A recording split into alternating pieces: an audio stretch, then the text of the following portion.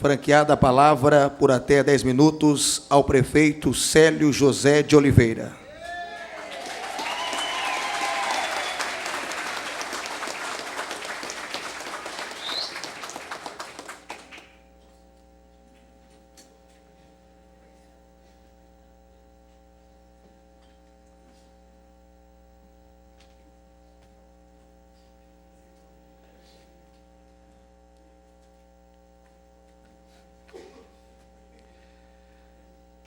Excelentíssimo senhor vereador Bruno Marcos, que preside esta sessão histórica da Câmara Municipal de Penápolis. Saudar o nosso vice-prefeito, querido amigo, parceiro, virou irmão nessa caminhada em que nós estivemos, Carlos Alberto Feltrin. Agradecer aqui a presença e na mesa saudar o deputado estadual Roque Barbieri, saudar o deputado estadual, querido amigo Gilmar Gimenez, também o nosso amigo Valdemir Caputo, ex-secretário do governo. Tivemos a oportunidade de trabalhar nos 4 anos da nossa gestão, um pedaço dela com a presença do Valdemir. Saudar aqui a todos os vereadores, vou nominá-los: Ziza do Nascimento, fortaleza espiritual, conselheiro nos momentos mais difíceis, o José Chacon, querido Cabeça, o Ivan Samarco, vereador Francisco José Mendes, o Carlos Alberto, o Carlão, o Roberto Delfino, Mauro Olímpio dos Anjos, que esteve aqui na Câmara Municipal nesse período da interinidade do Executivo, vereador Nardão Sacomani e o vereador Rubinho Bertolini, foi eleito presidente da Câmara e foi prefeito interino dessa cidade até o dia de hoje. Me dirigir em especial a todos vocês, agradecer pela presença de todos aqui nessa noite. Nós escrevemos um discurso, a saudação até continha, mas acho mais apropriado que a gente faça essa citação e nós vamos aqui saudar a todos vocês, a todo o povo de Penápolis, as pessoas da comunidade, colaboradores, secretários, ex-secretários, pessoas que acompanharam toda a nossa trajetória. Registrar aqui a presença do pastor Jonas, agradecer ao Frei Adalto, que nos honra com a sua presença aqui, agradecer a todos que vieram de fora, dando um abraço aqui no Aparecido Saraiva, ex-presidente da Câmara de Araçatuba, vereador atualmente em Araçatuba. O Cido está aqui para nos prestigiar, abraçando ele, abraço a todos vocês. Sob a bênção e a proteção de Deus e a vontade soberana do povo de Penápolis, hoje somos reconduzidos para o cargo ao qual vencemos de uma forma legítima e democrática no voto. Somos de fato e de direito prefeito de Penápolis. Nós estamos de volta à prefeitura. Ao reassumir o comando administrativo de nossa cidade, cidade onde eu nasci, cresci, cidade onde moram meus pais, onde nasceram meus filhos, cidade a quem muito devo, é providencial que eu inicie essa mensagem com uma convicção e determinante compromisso. Vamos governar para todos em Penápolis. Um governo que promova o bem-estar e a qualidade de vida dos penapolenses, com investimentos em políticas públicas voltadas para a coletividade. Mas não se pode dizer que estaremos compromissados com esse projeto de gestão sem que se assuma e coloque em prática o juramento de se garantir o respeito à transparência, à obediência estrita à ética na gestão pública em todos os níveis, à inovação e ao diálogo. Sim, prefeito e vice-prefeito de Penápolis estarão sempre abertos ao diálogo. Estou aqui humildemente, diante da tarefa que temos pela frente, grato pela confiança que vocês depositaram em mim e fortalecido frente aos sacrifícios suportados no primeiro mandato, na disputa eleitoral em defesa de um legado construído, passando depois pelos recursos contra ações judiciais, onde tentavam nos derrotar no tapetão, uma vez que já haviam sido derrotados nas urnas, até o julgamento final pelo TSE de nossos embargos de declaração. Uma vitória consagradora, por unanimidade, 7-0. Aquilo que parecia impossível aos olhos humanos e até mesmo do direito, mas a força e a oração do povo tocaram o coração de Deus e Deus nos honrou.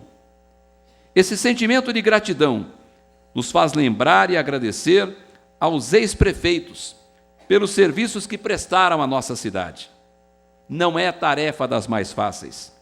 Todos aqueles que prestaram o juramento o fizeram em tempos e ocasiões diferentes. Podem ter ocorrido em tempos de paz e calmaria na economia e na política, mas também houve momentos em que esse compromisso se realizou entre nuvens carregadas e tempestades violentas. E nesse exato momento, falando em maio de 2017, o nosso país passa por terríveis instabilidades. Os políticos em baixa, desacreditados, as revelações dos crimes de corrupção são estarrecedoras. O desemprego é gritante. São mais de 14 milhões de trabalhadores fora do mercado de trabalho. Os recursos arrecadados estão cada vez mais escassos, não sendo suficientemente para se cobrir o mínimo das demandas. A inflação é alta, o poder de compra foi drasticamente reduzido, as empresas estão fechando. Falta assistência médica, falta educação de qualidade, mais moradias, melhor segurança, que estamos em meio a uma crise hoje é bem sabido. E os municípios, principalmente os de pequeno porte, sofrem as consequências e os reflexos. Como se diz no jargão popular, a corda arrebenta do lado mais fraco. A cobrança, podem acreditar, é muitas vezes implacável. Além do que, com o advento da internet e a difusão das mídias sociais, temos que enfrentar uma outra guerra, agora contra uma ampla rede de violência e ódio. O homem público, principalmente, é exposto a críticas rancorosas e, muitas vezes, a uma perseguição que foge da normalidade. Parece que internet, Facebook e WhatsApp se transformaram em terra de ninguém, onde alguns, travestidos de justiceiros, inventam, caluniam, destroem, compartilham mensagens difamatórias. Por esta e outras é que os homens de bem estão se afastando da política, pois não querem ser colocados na vala comum, serem taxados de farinha do mesmo saco, corruptos e sem princípios. Mas é preciso separar o joio do trigo. Há um desgaste da confiança em todo o nosso país, passando também pelos municípios. Nosso país vive uma crise moral e ética sem precedentes, mas é um princípio de depuração necessário. Operações como a Lava Jato precisam ser apoiadas, que os culpados respondam pelos atos, investigado e devidamente comprovado. Aqueles que cometeram algum crime devem ser punidos conforme as nossas leis. Todos sabem, mas é preciso recordar, para efeito de justiça, que no primeiro mandato sofremos uma enxurrada de denúncias. A grande maioria delas, diga-se de passagem, arquivada, ou seja, nem se transformaram em ações. Outras estão em fase de explicações e defesas. Quiseram chegar à população que o prefeito Célio tinha uma enormidade de processos. Administrar, meus amigos, é correr riscos. A administração pública deve obedecer aos princípios da legalidade, da impessoalidade, da moralidade, da publicidade e da eficiência. Durante os mais de 20 anos de minha vida pública, tendo sido vereador por 4 mandatos, tendo presidido essa Casa de Leis por 4 oportunidades, sempre pautei meus atos pela legalidade e pela honestidade. Sofri na condição de prefeito durante 4 anos, ataques e agressões verbais e escritas. Foi uma perseguição terrível. Na campanha eleitoral de 2016, adversários políticos tentaram manchar a minha biografia, ingressando com ação contra o nosso registro de candidatura. Todos conhecem o fato, que foi amplamente noticiado. Mas antes de esperar pelo resultado final do julgamento, com todas as defesas e evidências, houve uma orquestração, eu diria criminosa, para se destruir o Célio de Oliveira. A Justiça Eleitoral local já havia se manifestado a nosso favor. Perdemos o recurso em São Paulo por apenas 1 voto e depois, em uma espera de 4 meses, a justiça e a verdade foram restabelecidas. Vencemos por unanimidade, 7-0, atestando que não cometemos nenhum ato ilegal. O Célio não é político ficha suja. Poucos que atuam no ramo do direito, quando consultados, achavam improvável que houvesse uma virada deste tamanho. Por isso, a valorização dos advogados que estiveram empenhados na causa, distribuindo memoriais aos ministros do Tribunal Superior Eleitoral. Dentre os advogados que trabalharam muito na questão, eu quero destacar alguns: Wagner Sugano, Fabiano Vargas, aqui em Penápolis, e o doutor Arnaldo Esteves Lima, em Brasília. Foi uma vitória da maioria do povo de Penápolis, que havia escolhido nas urnas quem eles queriam administrando a cidade. Aqui, nesta sessão, nesse dia histórico, não está um prefeito impugnado ou um prefeito cassado. Aqui está o Célio de Oliveira, prefeito que foi testado e aprovado por 17.145 eleitores, recebendo a maior votação nominal da história de Penápolis, com quase 60% dos votos válidos. Aqui está um prefeito que os eleitores escolheram e queriam de volta. A voz do povo foi atendida, a justiça foi feita. Meus concidadãos, cabe uma reflexão e um alerta, em que pese o trabalho importante do Ministério Público. O que temos visto em todos os níveis são propostas de ações e pedidos de liminares totalmente incabíveis. Possíveis tentativas de indiciamento pautadas em injustiças, diversos equívocos e interpretações em desacordo com a realidade dos fatos. Eu vos asseguro, em toda a minha vida pública e em nossa gestão, não permitimos qualquer tipo de desvio ou malversação do dinheiro público. Zelamos pela ética na gestão pública. Nesta reflexão, também chamamos a atenção para o papel da imprensa, que é instrumento essencial para garantir a democracia. Contudo, muitas vezes, infelizmente, a imprensa é partidária e é tendenciosa.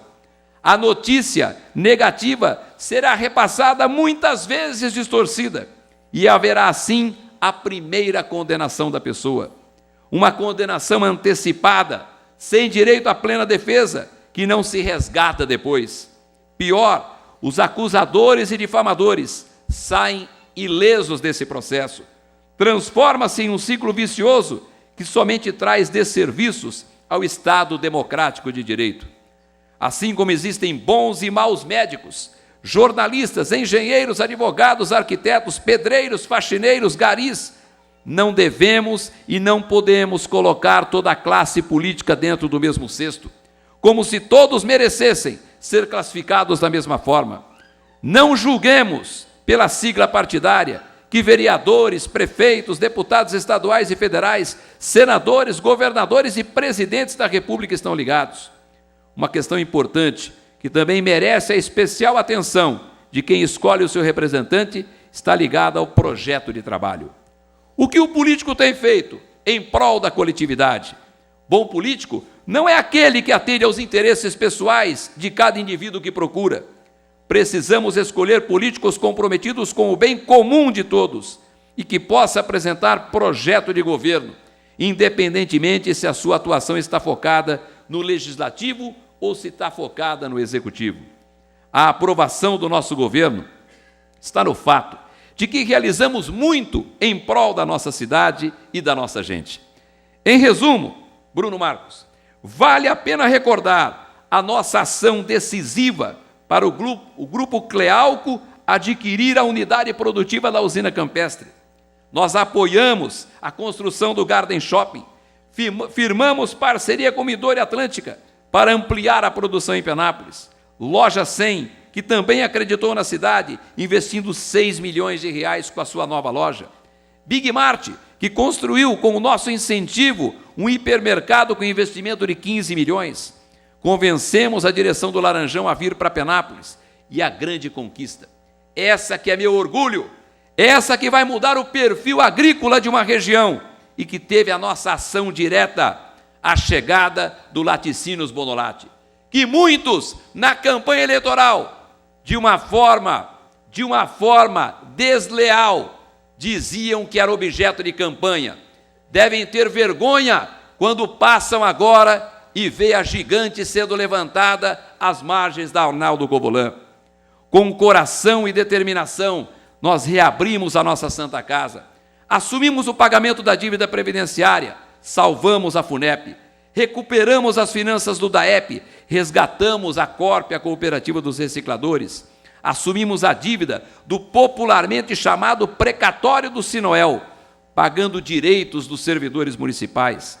Trouxemos as novas rotatórias da vicinal Arnaldo Covolan, implantamos 12 academias de ginástica ao ar livre, contratamos o terceiro médico no pronto-socorro, revolucionamos a educação infantil municipal com a adoção do sistema César de ensino, crescemos no IDEB, oferecemos novos uniformes, inserimos o peixe no cardápio das crianças, reabrimos o Museu do Sol, construímos o reservatório do Jardim do Lago, entregamos quase 900 unidades habitacionais, criamos os projetos Recapenápolis para pavimentar nossas ruas, a cidade não parou de recapear, o projeto Lâmpada Amarela, que substituiu quase 3 mil pontos de lâmpadas na cidade, trouxemos o programa Melhor Caminho para a conservação das estradas rurais, recuperamos e construímos novas pontes na zona rural, e implantamos o IMP, o Instituto Municipal de Profissões.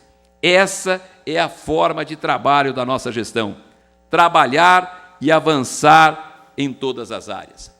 As pessoas me perguntam, dias atrás na residência do Ivan Samarco, numa reunião, eu disse aos vereadores as dificuldades que nós tivemos no nosso mandato, e o Tiquinho, incrédulo, como que você conseguiu ser reeleito prefeito de Penápolis com todas essas dificuldades? Está aqui, Tiquinho, a resposta. Foi trabalho. E quando você trabalha, a população ela reconhece. Ela enxergou no nosso projeto, o projeto de trabalho. Por isso nos reelegeu, apesar de todas as perseguições. Falando agora do nosso segundo mandato. Não precisei esperar por esse momento para começar a trabalhar. Já o estamos fazendo desde o dia 27 de abril, às 11 horas da manhã, quando o TSE determinou a nossa volta à prefeitura. Cuidamos da formação do nosso secretariado, apresentado ainda na data de ontem, uma boa parte dele, após o ato da diplomação pela Justiça Eleitoral. A base da equipe, entretanto, já estava definida desde a reeleição, com algumas alterações nos critérios de escolha. Lógico que surgiram algumas nuances que precisam ser avaliadas nos próximos 6 meses, pelo menos, notadamente, no campo político partidário. Asseguro-vos que são profissionais competentes, pessoas comprometidas com a cidade, e em que pese talvez uma impressão inicial de que pode ter havido nomeação de quem não é do setor, posso afiançar que todos se surpreenderão. Já agendamos audiências em pelo menos 6 ministérios em Brasília. Cadê o Gustavo?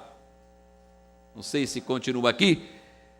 Através do deputado Itamar, do PMDB, de Baleia Rossi, onde estaremos buscando projetos e recursos para diversas áreas da municipalidade. O mesmo acontecendo com as secretarias do governo do Estado, onde temos livre trânsito. Ainda quinta-feira, agora, mantivemos o contato num evento organizado pelo deputado Roque Barbieri com o vice-governador Márcio França, que nos recebeu em um evento em Birigui.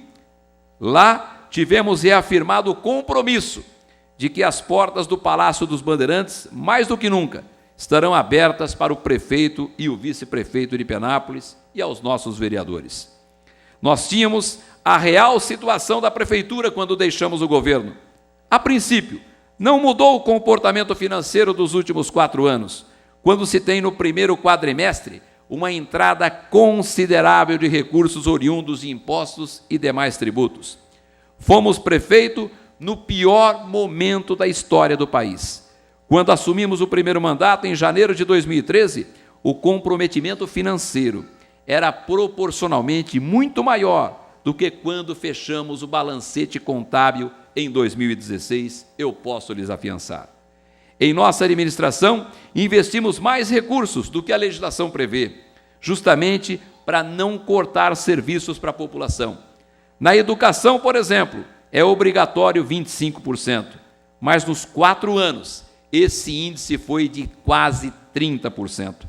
Se aplicássemos somente o percentual obrigatório, faltariam refeições e uniformes para atendimento da rede escolar municipal. Na saúde, no ano passado, 33% do orçamento investidos, algo em torno de 46 milhões, para garantir que a nossa população tivesse atendimento ambulatorial de emergência. E com dinheiro é fácil administrar, mas o teste para saber se a pessoa é boa gestora é ver como ela se comporta em tempos de vacas magras. Nós não falimos a prefeitura, não deixamos nenhum rombo financeiro, não cortamos serviços prestados à nossa população. Pelos recursos que entraram, sem dúvida, que todas as dívidas foram quitadas. E isso ocorreria com qualquer um que tivesse assumido o cargo, porque não tem fórmula mágica. É preciso advertir que a nossa volta acontece no período mais ruim para um administrador. A partir de agora, a arrecadação cessa, cai em demasia, e a criatividade e o esforço devem caminhar juntos para evitar um colapso. Mas estamos, eu e o Feltrin, a nossa equipe, preparados para os novos desafios que nos aguardam. Em linhas gerais, para este segundo mandato, encurtado em quase 5 meses, vamos continuar com a mesma disposição de mudar Penápolis para melhor. Teremos novos empreendimentos imobiliários, uma nova usina de açúcar e álcool, novos negócios que surgirão com a presença da Bonalate e a vinda Roque, Gilmar, Valdemir Caputo e todos os políticos. Levem o recado para o governador do estado, e eu faço questão de fazer isso nessa sessão de posse, perante a testemunha de uma Câmara lotada. Não admito, Roque, perder o AME+. Não admito perder uma unidade que foi prometida para Penápolis.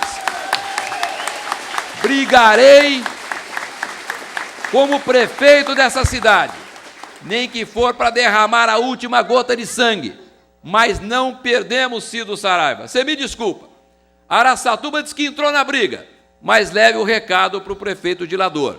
O AME vai ser em Penápolis. Isso só não aconteceria, ou não acontecerá, Roque e Gilmar, se o governo decidir não fazer AME. Mas se for fazer AME, no plano de expansão do AME, e eu conclamo a Câmara de Penápolis, Bruno Marcos, vereadores aqui presentes, Ziza, Cabeça, todos vocês, vamos nos emanar. Aqui, enquanto a gente brigava numa sessão da Câmara, numa dessas segundas-feiras, estava lá a Câmara de Araçatuba unida para poder ir buscar com todos os políticos, trazer e tentar levar o AME cirúrgico para Araçatuba. Nós precisamos de união nessa casa, do Legislativo com o Executivo. É isso que esse povo que veio aqui e lotou quer de políticos como a gente. O povo não quer assistir baixaria. O povo não quer assistir oportunismo político. O povo não quer isso. O povo quer trabalho. O povo quer a gente brigando pelas coisas que uma cidade como Penápolis precisa brigar. A modernização da gestão da Santa Casa, o incremento no consórcio de saúde, a melhoria no atendimento primário nas unidades básicas e nas macros, as obras viárias, com a construção de mais 3 rotatórias. E vias marginais, temos 2, uma no sentido da Unifardas até a Belgo Rossetti e a outra no prolongamento da Maria Rita Aguirre Monteiro até chegar à porta da Bonolati. Parcerias que nós vamos continuar fazendo para melhorar a iluminação pública, o transporte coletivo, cabeça, e o Instituto de Profissões, além da continuidade dos projetos habitacionais, incentivo ao hospital que poderá surgir, dentre outras coisas, são os desafios ao lado de uma melhoria na arrecadação dos impostos, sem contar com a questão da Faculdade de Medicina, que inclusive, diga-se de passagem, já temos feito reuniões com empresários que desejam construir a unidade. E o que é mais importante, né, Ricardo Ferreira? Empresários de Penápolis. Eu quero, e não poderia deixar também de dizer a vocês do desafio que nós temos e nos nossos planos a construção do novo almoxarifado, a renovação da frota com a venda da área, onde hoje está localizado de mais de 10 mil metros quadrados, avaliada em aproximadamente 5 milhões de reais, sem contar com o financiamento junto ao BNDES para revitalizar e criar no antigo prédio da estação ferroviária uma unidade do Atende Fácil. Temos agora a possibilidade, não está nem aqui no discurso, mas é algo que chegou até a gente, a possibilidade de obtermos um pedido junto à Agência Desenvolve São Paulo. Estamos já marcando uma audiência, né, deputado Gilmar Gimenez, e peço o empenho de Roque Barbieri, de todos aqueles que podem nos ajudar, porque temos a intenção de levantar um financiamento junto à Agência Desenvolve São Paulo para investir em recap asfáltico, novo asfalto, nova malha viária para onde precisa asfalto e, principalmente, a aquisição de novas ambulâncias e novos ônibus para o transporte coletivo. O grande sonho na área do saneamento é, sem dúvida, a troca da tubulação na região da Vila Fátima e no centro da cidade. Existem avanços nesse sentido. Vamos conhecer quais são essas propostas de parceria. Elas não podem ser descartadas, mas quero deixar claro aqui que ninguém vai mexer com a soberania do DAEP. É uma questão de avaliar junto ao DAEP, Conselho Deliberativo e sociedade, o financiamento proposto com vinculação de ativos. Só não pode afetar, volto a frisar e assumo este compromisso, afetar a soberania do DAEP. Mas é evidente que isso será sempre defendido pela nossa gestão, que prega o diálogo constante com a sociedade em decisões desta natureza. Transparência e determinação para melhorar aquilo que já é bom. Também já temos planejado uma ação para limpar literalmente a cidade, com o apoio da iniciativa privada. Será um mutirão em canteiros, praças, áreas verdes, devolvendo para o município o que foi um ponto forte na nossa primeira gestão, a limpeza e o zelo. Vamos redimensionar a EMURP, também com a provável mudança no seu relacionamento com a prefeitura. Hoje, o município manda recursos para fazer folha de pagamento e, quando precisa da EMURP para realizar obras, tem que pagar novamente. A ideia é manter a empresa, mas como prestadora de serviços para a prefeitura, em troca do que já é feito hoje em relação aos custos com folha de pagamento. É muito trabalho, que exigirá muita dedicação do prefeito, do vice-prefeito, dos vereadores, do secretariado e do funcionalismo municipal para a construção de uma cidade cada vez melhor. Eu quero aqui, neste momento, ao registrar a presença do Flávio Giussiani, prefeito de Braúna, que está aqui, presidente de uma associação importante, pedir aqui desde já, porque pedir é comigo mesmo, o apoio do Flávio para essa questão do AME. Fundamental que os 43 municípios, para quem o AME cirúrgico vai servir, Flávio? Nós temos o terreno doado, temos o projeto arquitetônico aprovado e agora é trabalho político da gente trazer essa unidade para Penápolis. Queria, neste momento, fazer um agradecimento a todos que aqui compareceram. Aos meus familiares, meus pais, seu Anésio, Dona Luzia, amanhã Dia das Mães, ao meu irmão Sérgio, os meus filhos Ian, Rian, Antonella, aos amigos deputados ou seus assessores. Uma saudação a todos os prefeitos, prefeitas que nos prestigiam e com os quais podemos ter trocas de experiência e apoio mútuo. Ainda há tantos amigos e correligionários que continuaram firmes ao nosso lado. Quero aqui registrar a presença de cada um de vocês. Obrigado a cada candidato a vereador, eleito ou não, que esteve ao nosso lado, nos ajudando a vencer as eleições.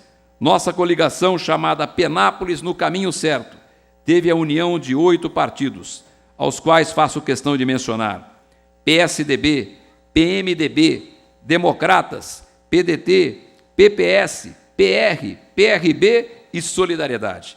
Formamos um grupo de vereadores aguerrido e um núcleo de colaboradores dedicados a uma causa. Meu respeito e a minha admiração ao presidente do nosso partido, o Benoni Soares de Queiroz Júnior. Não poderia deixá-lo de fora nesse discurso. Carinhosamente chamado por todos de Benoninho. Ele foi o nosso coordenador geral da campanha e se revelou um grande estrategista, pessoa honrada, competente, um verdadeiro líder. Era o nosso nome indicado para a necessidade de uma nova eleição, se ela fosse ocorrer. Ao meu amigo e irmão Feltrin, nosso vice-prefeito, quero dirigir algumas palavras a você. É uma honra, Feltrin, tê-lo ao meu lado nesse novo governo. Posso assegurar a todos os penapolenses que você está preparado para o honroso cargo para o qual foi eleito. Começa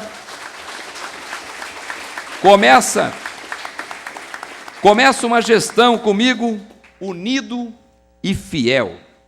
Vai estar todos os dias trabalhando na prefeitura, honrando o sagrado salário que o vice-prefeito recebe por direito.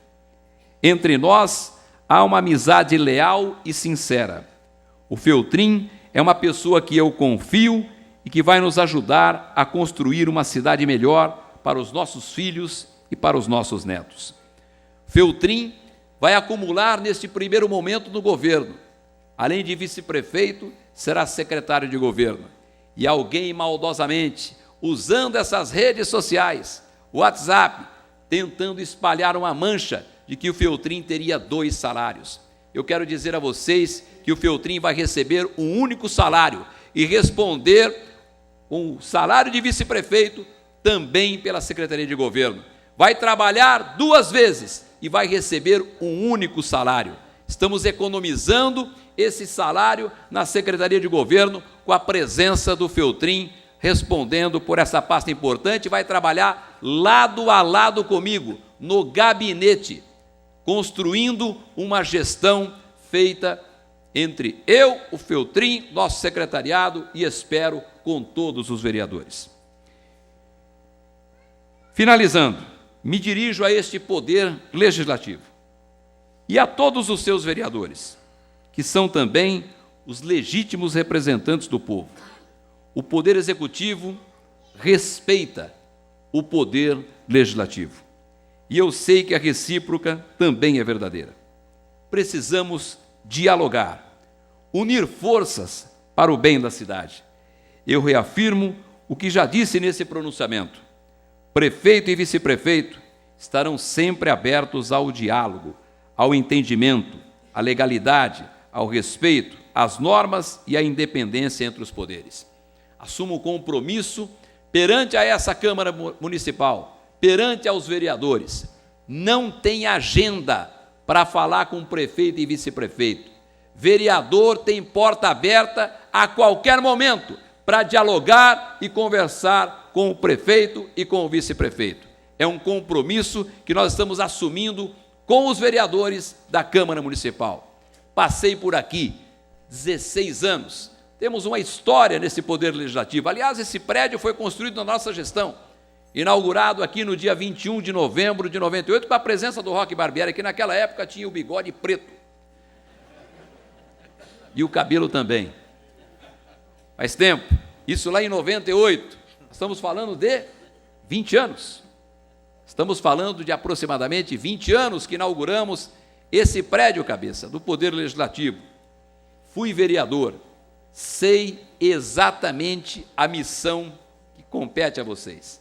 E por ter esta noção, por ter esse dimensionamento, é que digo, portas do gabinete abertas para vocês, sem necessidade de marcar horário.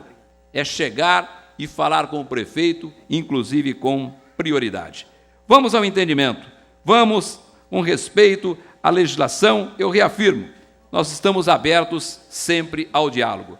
Prefeitura e Câmara podem ser harmônicos, vamos deixar as questões de cunho pessoal de lado, pensarmos em Penápolis. É hora de pacificarmos a política de Penápolis. E quem pacifica a política é quem tem o cargo, é quem é vereador, é quem é prefeito, é quem é vice-prefeito, é quem tem mandato. Nós precisamos ficar atentos a isso. Precisamos de dirigentes partidários conscientes em orientar quem está cumprindo o mandato que, acima de qualquer interesse pessoal e de projeto político pessoal, está uma cidade e uma coletividade que espera muito da gente. É hora, portanto, de pacificarmos a política de Penápolis, cuja imagem está arranhada pelas brigas e comportamentos contrários àquilo que a população espera dos seus legisladores. Eu já fiz parte dessa Casa de Leis, como eu disse, tenho grande respeito aos vereadores, mas no Executivo serei um administrador da cidade. E, às vezes, teremos de tomar medidas impopulares, seja com projetos para assegurar a governabilidade ou estando impossibilitados de atender a tudo o que nos pedem. Serão nesses momentos que nós esperamos o comportamento grandioso da Câmara de Vereadores. Nós não vamos governar para um partido, por uma ideologia, vamos governar para todos. Uma gestão que saberá ouvir e que terá a humildade também de, sempre que necessário e for comprovadamente necessário, recuar para poder avançar. Isso é prova de grandeza. Isso nos ensina a Bíblia, nos ensinam aqueles que, na sua maior dimensão, souberam recuar sempre que foi necessário para poder avançar. Eu finalizo citando trechos de uma canção evangélica que acabou se tornando um hino da nossa vida e da nossa campanha. Ela diz que o agir de Deus é lindo na vida de quem é fiel. No começo tem provas amargas, mas no fim tem o sabor do mel. Deus vai te levantar das cinzas e do pó. Deus vai cumprir tudo o que tem te prometido. Você vai ver a mão de Deus te exaltar. Quem te ver há de falar, Ele é mesmo o escolhido. Meus amigos, eu dedico essa nossa vitória a Deus, pois a Ele devemos toda a honra e toda a glória. Na verdade, a minha prova tinha um gosto amargo, mas a minha vitória hoje tem sabor de mel. Obrigado!